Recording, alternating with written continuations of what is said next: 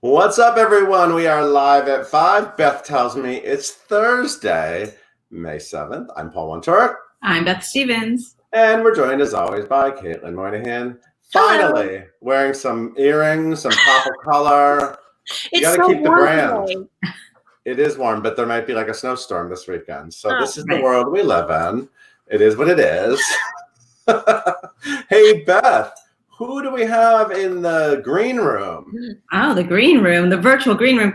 Well, we have one of our favorite people, the timeless and talented ingenue forever, Melissa Errico. Yay! Of course, she was so fantastic in Take Me to the World, a Sondheim 90th birthday celebration. That was good. And folding her laundry at the end there. That's right. We always love seeing her. We will get to her, but first, today's news.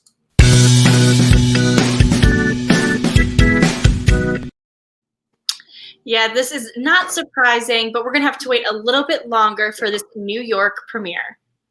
Right, so that right there is a picture of Ariel Jacobs, who is set to star in Between the Lines.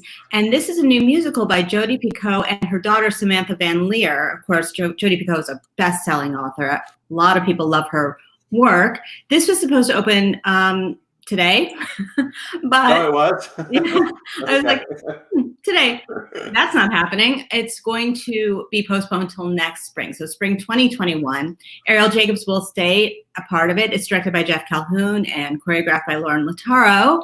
And the cast is hanging on there for the most part. It's Morgan Siobhan Green, the wild and wacky Vicki Lewis, who we love, Will Burton, Jerusha Savazos, Pierre Murray, John Rapson, Carrie St. Louis, and Julia Murney, and Jake David Smith is taking over the role that Jason Gauthier was set to play. This features a book by Timothy Allen McDonald, and a score by Lisa Samsel and Kate Anderson, and we can look forward to it next spring off-Broadway at Second Stage. Beth, we need a list of the things that have not postponed yet. That's what we need to make. Let's work on that. That's good. Yeah, and Tony Yazbek is set to direct yet another fun little concert. Yes, so of course you know Tony Yazbek as a very talented actor, singer, dancer, Live at 5 guest, all those things. And of course he will be starring in Flying Over Sunset when that show starts up again. But they had previously announced, they do these what's it called, Manhattan Concert Productions, MCP. Right. They do these big Broadway concerts. They just did Joseph and the Amazing Technicolor Dreamcoat. It was fantastic. And in the program at that one, they announced that Tony Yazbek would be directing Frank Wildhorn's The Civil War, but that is now switched, and we're doing Jekyll and Hyde, a different Frank Wildhorn musical instead. And he will, Jason Howland is a musical director. He wrote the Little Women musical, you guys, which I love. Yeah. This is happening February 14th, because who doesn't want to spend Valentine's Day with a Jekyll and a Hyde? 2021 at 8 p.m. So romantic. Sure, why not? And so David Geffen Hall, of course, and we don't know who's in it yet, but we just know this much. Someone was there. He probably was like, does anyone really want to live through the Civil War after all this? Right? I mean, come on, what happened? Yeah, and the Drama League has started some new initiatives to help us feel even closer to our favorite collaborators. This is fun. The Drama League, which just had their awards and their gratitude awards, and they're just creating all kinds of digital content right now. They have something called In Conversation, which focuses on an acclaimed director, and another series called #Collaboration, which features 2 or more artists who have worked together on a recent project. So for that one, they have Michael Mayer and Jonathan Groff, which you just saw there, and who worked together recently on Little Shop, but of course also worked together on Spring Awakening. Oh, and did they? Yeah, that's did they? Right. Well, some people might not know that. Upcoming people will be Diane Paulus, the director of Jagged Little Pill, with her star Elizabeth Stanley and their choreographer, and several more people. There's so many here. And the In Conversation is going to feature a lot of directors. So stuff to look forward to. And there's also Queering the Theater, a special Pride Week event, which will be available on June 24th. So Drama League is just pumping out tons of content with people that we really respect and can really learn more about their process, which is fun. There's a lot to watch online these days. Yeah, and including a lot to watch online is Andrew Barth Feldman, who's going to help honor some high school performers. Hey, isn't it this guy's birthday today, I believe? I think it is. He's Happy the birthday, best. Andrew Barth Feldman. That is a true fact that I know it because I'm on social media. So we found out Andrew Barth Feldman will co-host the 10th annual Roger Rees Awards. Of course, Roger Rees is a fantastic, late, great Broadway star. And the Broadway Education Alliance gives these out, and they're for student performance. It's excellent in student performance, and Andrew Barth Feldman is a former winner. So this is happening June 1st at 7:30 on BEA's, that's Broadway Education Alliance, YouTube page. And he is co-hosting with Frank DeLalla, our friend over at New York One on stage. And also there will be a bunch of New York featured in the show. A bunch of New York area high school students are doing numbers, including the opening anthem, As Long as There's Love, from Mrs. Doubtfire, which we haven't seen, but we know the song now and we love it.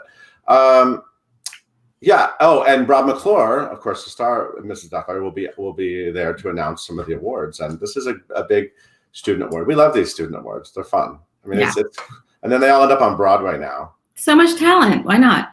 I mean, it's so crazy. Think of how many student awards Melissa Errico would have won back in the day if those existed. That's a good question. Yeah. Did you get a good, healthy chug of water there? Yeah. Is that your Angels in America? Is that your Angels in America water bottle? Is it? It is my Angels in America water bottle. Oh, look at you. I love that. I took it from the office. Thanks. Show swag. Okay. Thank you, Beth. Hey, Caitlin, why don't you tell everyone about today's guest? Gladly. Yes, guys, we have Miss Melissa Errico here with us today as our guest for another episode of Live at 5 Home Edition, live on both Facebook and YouTube.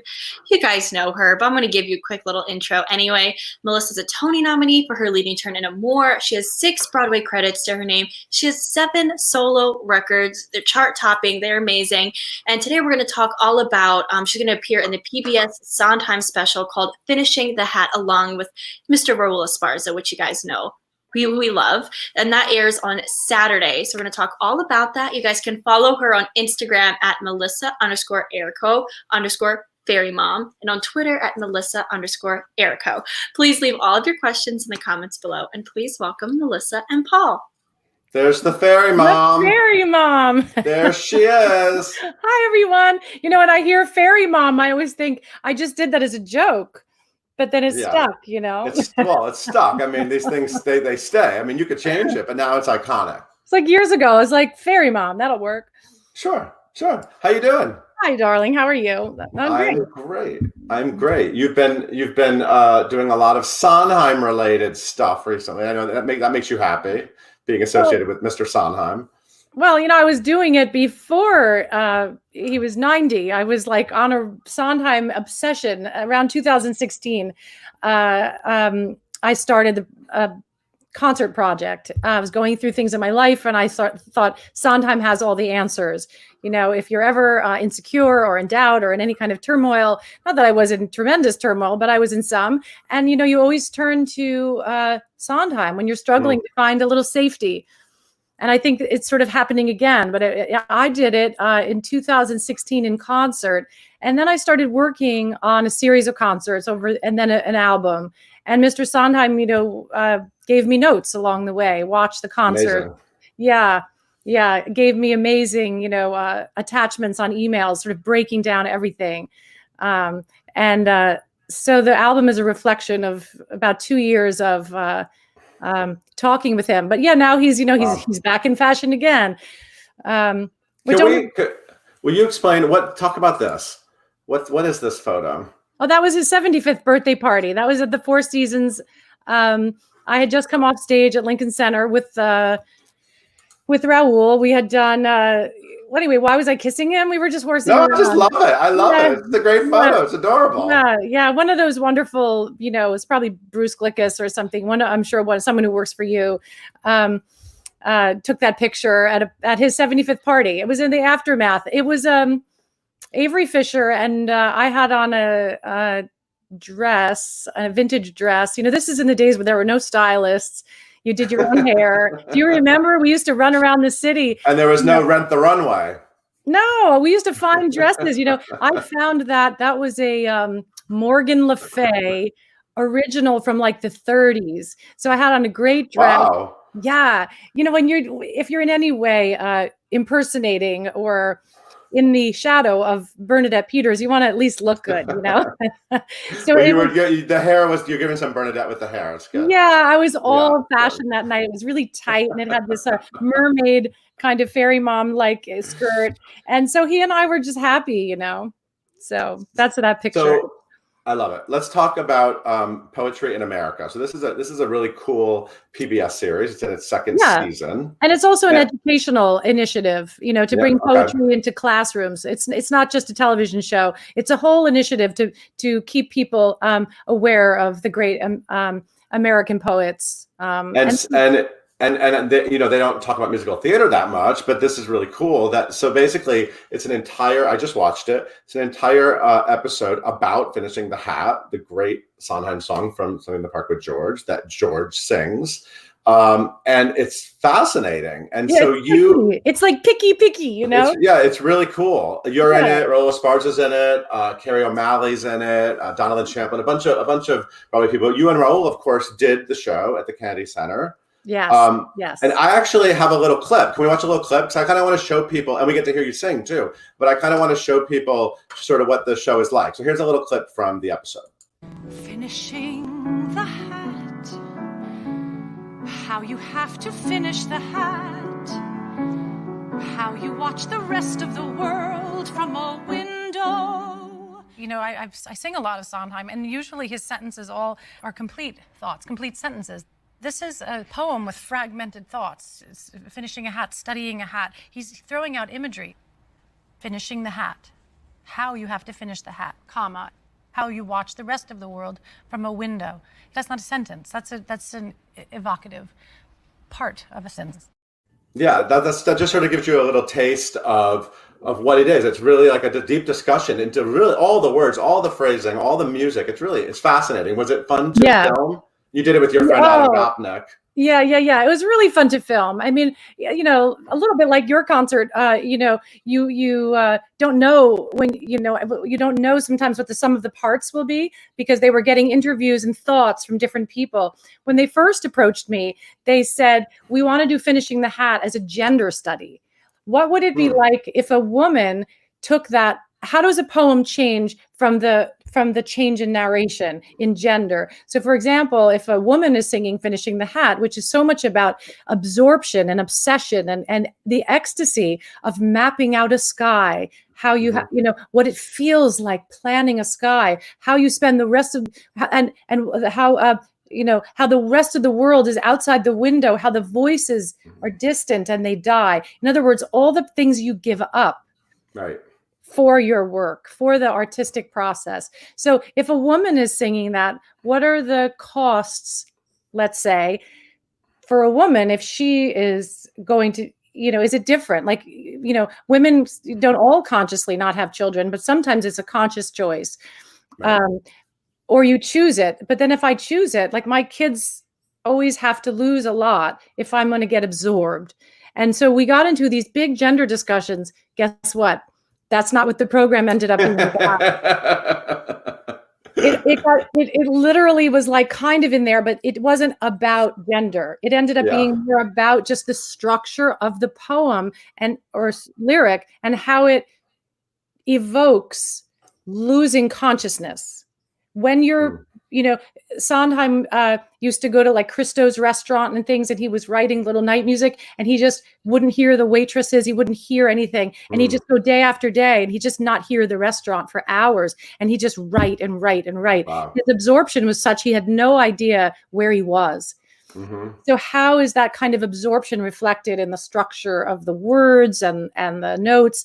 The gender discussion got lost in that. So when I was invited on, I came on with this like interesting feeling about Finishing the Hat. Like, could a woman be a creative genius? And if she was, how would a woman feel about giving everything up and let the rest of the world pass by the window? Just would she feel? Right. I do think a female feels differently about those kind of losses in, you know, the windows and the losses, as it were. So anyway, that whole thing, as with show business, you know, that's what I came in for. But I'm very happy with the discussion as it turned out. You know, even the idea of the word hat Like Sondheim loves the word hat. And so Yeah. anyone who wants to hear just Adam Gopnik and Sondheim's thoughts on short words like hat, Right. they rhyme well. It's not finishing the sky. Right. It wouldn't be as good somehow. Right. So that's the kind of thing a poetry seminar brings to light. Finishing the sky, what it feels like planning a hat. Like that wouldn't work. Right. And the hat is such a, like you said, such a small word. It's almost like the ... hat. It's George Seurat. Exactly. You're going to hear a lot like that where the pointillism of the visual is reflected in both the music and in the language. Yeah. You, like I said, you were in Sunday in the Park with George with Raoul as part of that. That was a big fancy Sondheim celebration at the Kennedy Center. Yeah. Kind of a legendary, I would say, production. You know what I mean? Like clips exist and there's little secret moments. You can sort of find clips of it. But you, in the Sondheim concert, you got to sing one of the songs that you sang in that show as Marie. In your old lady drag in Act 2, Children and Art. And if you don't mind, I want to show another clip. Can I show a little clip of you nailing the song? Sure. Because someone just said to me, I've heard so many amazing things since that concert aired, but somebody said to me that your performance and many of the performances in this type, but they mention you specifically, is like an acting class. Like it should be studied by students. So, and I think it is a beautiful, very real, beautiful moment in your home. So I just want to show a little clip of you singing Children and Art. Mama was funny. Mama was fun. And Mama spent money when she had none. Mama said, honey, mustn't be blue. It's not so much do what you like as it is you like what you do. Mama said, darling, don't make such a drama. A little less thinking, a little more feeling. I'm just quoting Mama. Yeah, I love that line. I'm just quoting Mama. I'm just quoting Mama. Do you want me to confess that there's one wrong note? Oh, that is? A little less thinking, a little more feeling. So thinking, I didn't, you know what? I didn't think about I haven't thought about the little things in so long. I wanted to find the time, but I just want to know that if anybody out there says, I hear that, I know. No one is saying that, but let's talk about the self-taping concept of this, because it was on all of the artists to figure out where they would tape this, how they would do. I know that the hat behind you is your Sunday in the Park with George hat, correct? I'm actually in the same room. Are you in the same room, a different corner? Yeah. So I recognized the hat. Actually, Raoul pointed it. Oh, look at that. That's amazing. Finishing the hat. Yeah, there's the hat. And of course, the Irish erotic art book is now famous because people on social media spotted your Irish erotic art book. But the real thing is the real erotic art is on that side. I have a whole collection. The actual erotic art. I have the Mammoth Book of Irish. I have the Mammoth Book of erotica. You want to see it? Sure. Why not? Oh, I have the Kama Sutra. I have so much stuff. All right, this is the stuff no one saw. Oh, I have the erotic tongue. You really could have wowed people, you're saying. You could have really made a custom erotic set. I have a book just called Sex. I don't even know what that is. So here's the book of the Mammoth Book of Erotica. Okay. This is a really good book. If you're interested in the history of erotic art, this is actually called Erotica Universalis. Oh, okay. Yeah, that's good. I like the gold leaf. When you're bored in art history at Yale, this is what wow. This is definitely, is there censorship on this kind of thing? Are these from your Yale your Yale days, your art history days? Okay. Absolutely. I haven't had time for all this kind of this is a luxury. Come on. I got to make dinner now. I got a job. Well, I don't know. You did a lot of shows at the Irish Rep. I thought maybe Irish erotic arts played into one of those roles, research, or I don't know. People give me these crazy things. I knew it was on the shelf, and I didn't think people would look at our shelves. Well, they did. It's fine. I love it. There's a lot of detail. It's fun. It's like that Irish erotic art was a gag. That's a blank book. Oh, it's a blank book. Oh, it's a blank book. Do you want to see that too? Yeah, I want you to prove it. Might as well. You're wandering around. It's fun. Yeah, it's fun, right? Here, this is Irish. This is the book that made me a viral sensation. Okay, there it is. Okay, and it says, "When you care enough to give the very least." And the concept is, of course, that the Irish are not sexy. All right? I didn't get the joke. I think of the Irish as very sexual. No. They're sexy and they're like poems and stuff, but not in art. Like they're real. Like this stuff is this is French and Italian. I love that you just proved to everyone that actually is not a dirty book, and I have a lot of dirty books. All in one. I want to clear things up. I have dirty books. Not that one. I got famous for the wrong book. Oh, it was on the other side. So let's talk a little bit about just what the last couple of months have been like for you. I know that your husband was sick. You shared that on social media. Yeah. And here, actually, can I show a photo of you guys in your masks? Your very beautiful masks. Yep. I got a lot of AV. I got a lot of audio visual today for you. I see that. Like,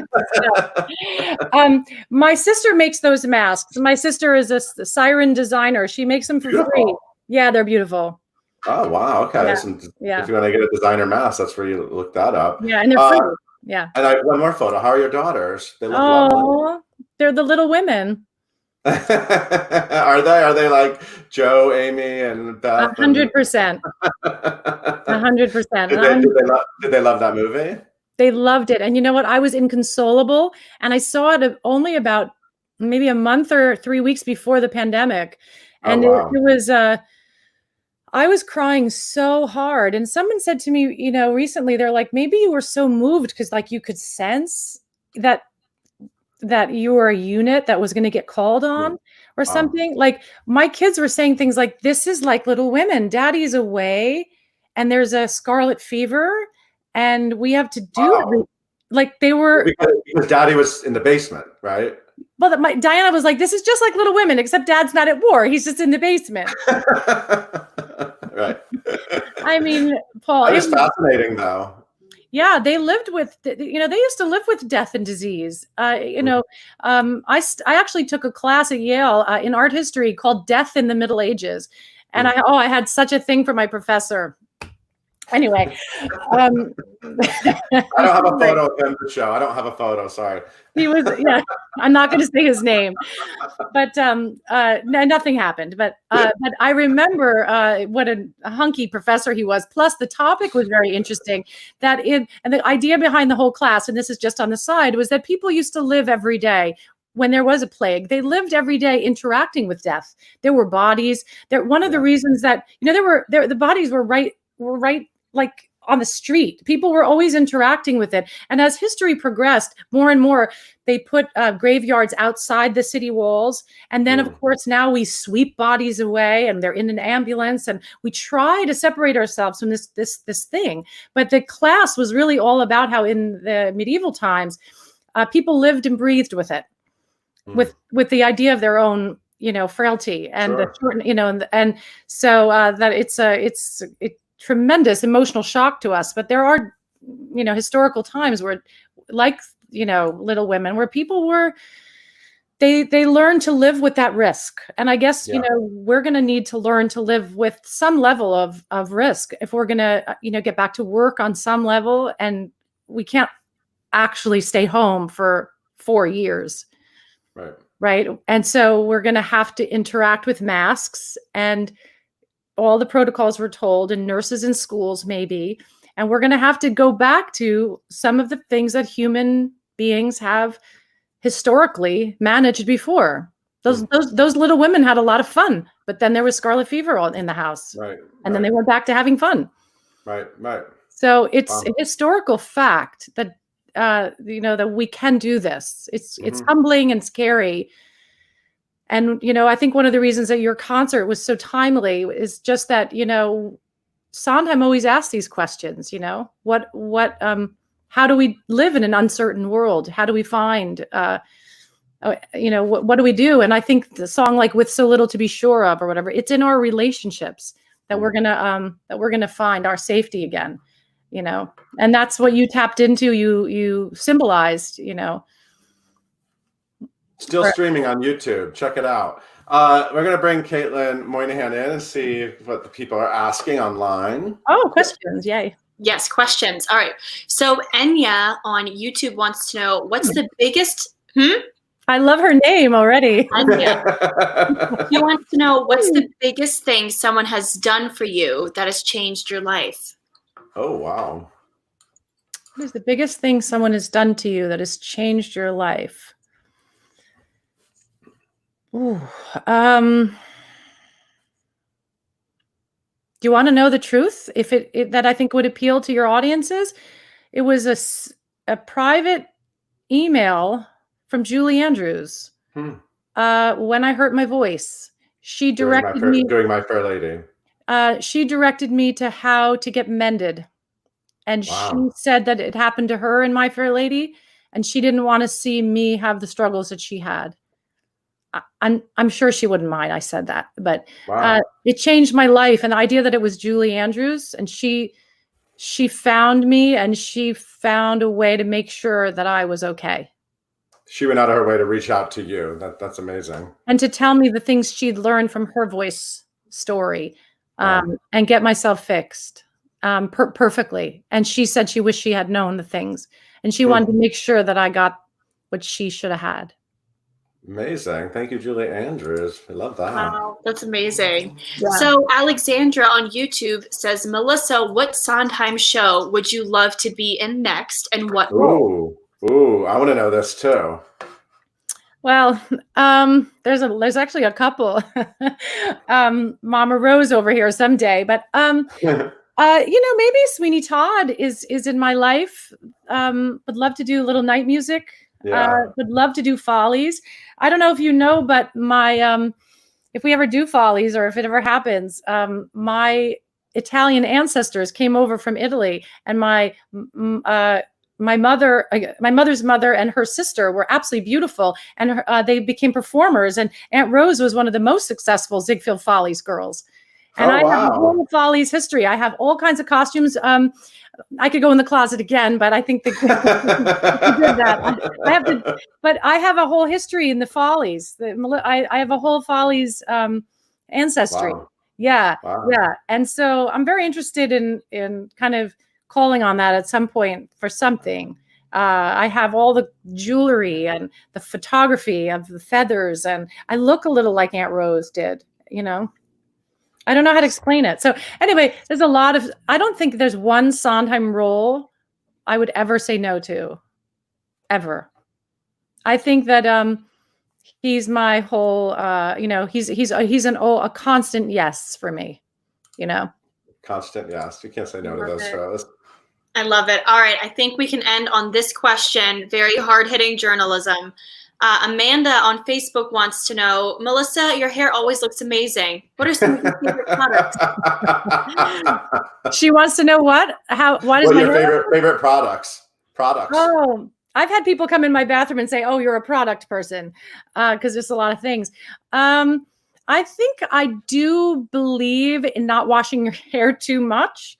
I think people overwash their hair, and they strip it and they dry it and they dry it. I like to use, if you have curls, instead of just using mousse or gel, try to get a cream in there, a curl cream. Sorry, Paul, don't listen. Just sit down for a minute. I'm into it. My hair will get long enough. I'll need it. I think the cream creates, again, a little moisture, because a lot of people with the curl get really, really frizzy. So I would say try to get some cream into either the gel or the mousse you're using. And then when my curls are nice, it's funny that when you're on the camera, it's like reversed. You go to your one shoulder, you go to the wrong shoulder.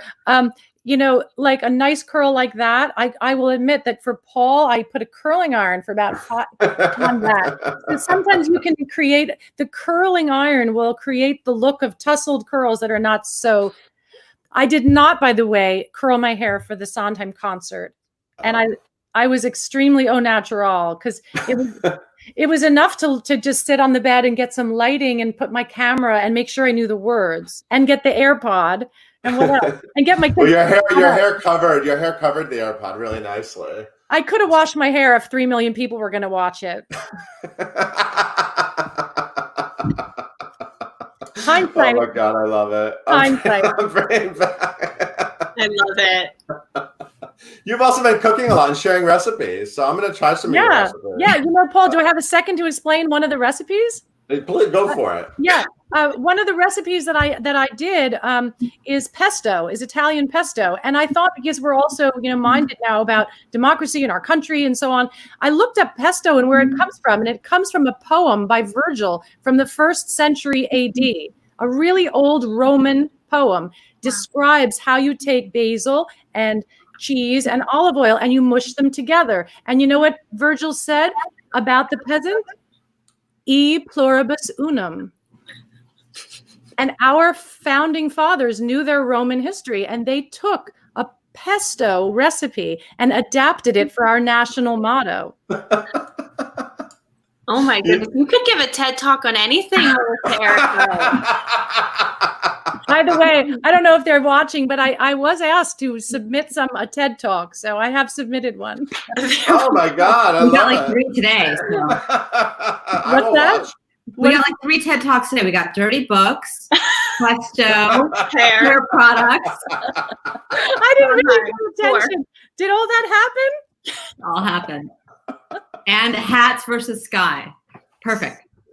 So that Poetry in America show, I think you can get it online. It'll be online, I think, in the next couple days on the PBS website. You have to kind of look it up. What? Go ahead.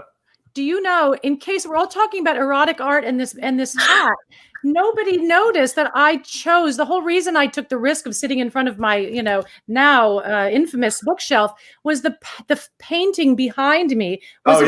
Was a painting of myself when I was a teenager by a artist that came through my family's life. So I was supposed to be like immortalized in art, in the painting. It went right over everyone's head, right to, or rather, the other one, the not even dirty book.